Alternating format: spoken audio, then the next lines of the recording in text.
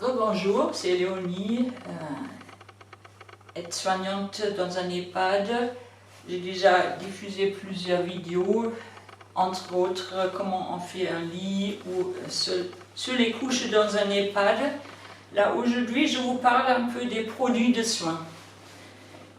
Comme des couches, des produits de soins sont remboursés presque tous 100% par la sécurité sociale et les couches sont remboursées toutes 100% par le budget de dépendance qui vient des conseils généraux.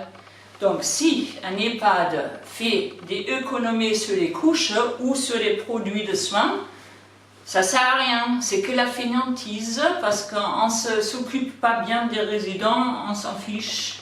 Donc tout ça c'est remboursé, mais bien sûr il faut l'acheter, il faut l'adapter aux résidents. Les couches aussi, il faut les commander. Si on fait trop simple, ça veut dire on veut adapter des résidents à l'économie du EHPAD, mais normalement il faut adapter l'EHPAD aux besoins des résidents. Donc ça c'est notre créneau ici.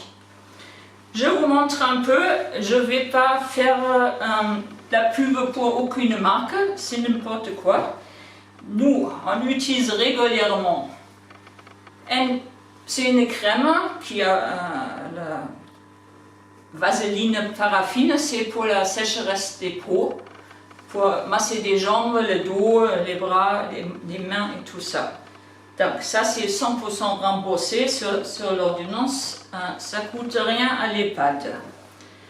On a des pommades différentes, ça c'est une qui est à la base de zinc, mais il y a d'autres qui sont assez bien aussi à la base de l'huile de poisson ou même le bépantène. Donc c'est s'il y a des fesses souvent dans les couches qui sont rouges ou un peu infectées, on peut mettre ce produit.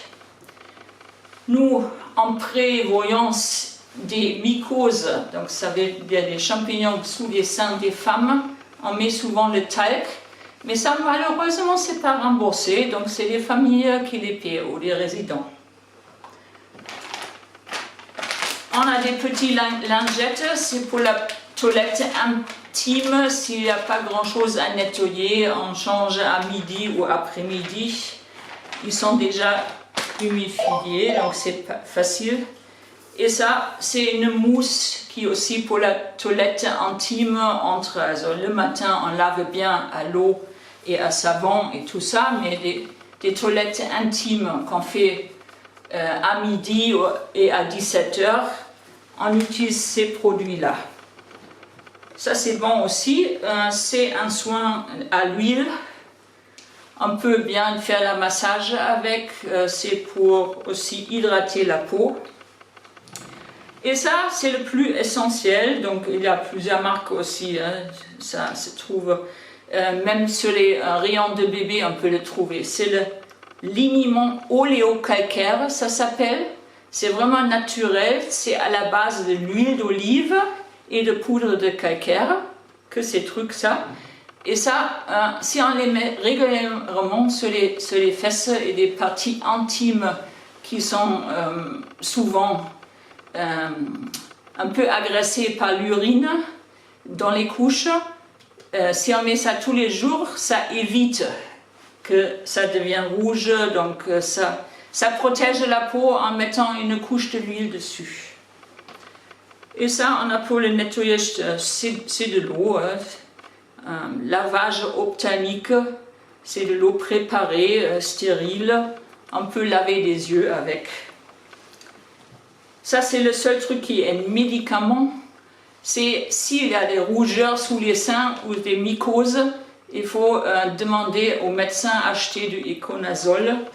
Ça, donc, c'est après le plus fort si le talc ne marche pas pour guérir des mycoses qui sont déjà présents. Donc, ça, ces produits, la plupart sauf ça, c'est tous remboursé. Donc, ça coûte rien que du travail pour les avoir, pour les bons soins en EHPAD.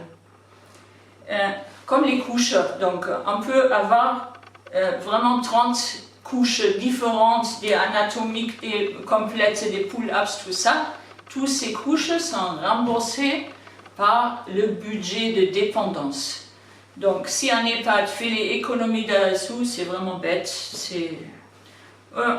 On peut l'éviter. Donc, je vous remercie. Si vous voulez d'autres vidéos, voir d'autres vidéos, à bientôt. Et vous pouvez vous abonner à mon blog. Donc, ciao!